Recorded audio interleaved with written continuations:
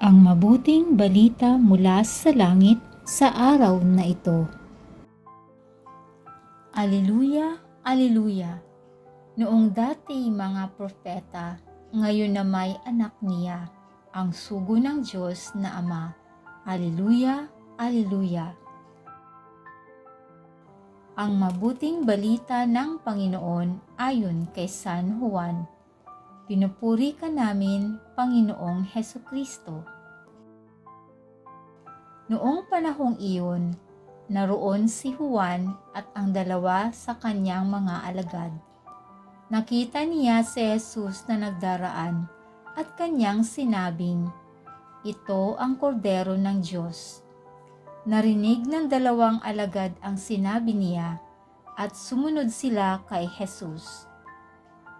Lumingon si Jesus at nang makitang sumusunod sila ay kanyang tinanong, "Ano ang hinahanap ninyo?"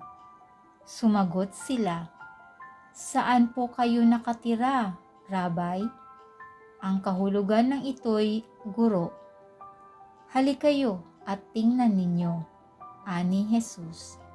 Sumama sila at nakita nila ang kanyang tinitirhan. At tumuloy sila roon ng araw na yaon. Nooy mag-iikaapat na ng hapon.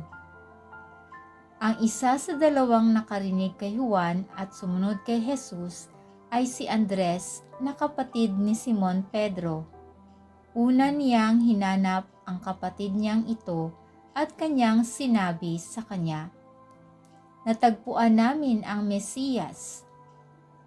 Ang kahulugan ng salitang ito'y Kristo, at siya'y isinama ni Andres kay Jesus.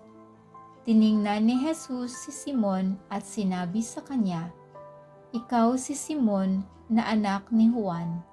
Ang ipangangalan ko sa iyo'y Cephas." Ang katumbas ng ngalang ito'y Pedro. Ito ang mabuting balita ng ating kaligtasan. Papuri sa Diyos.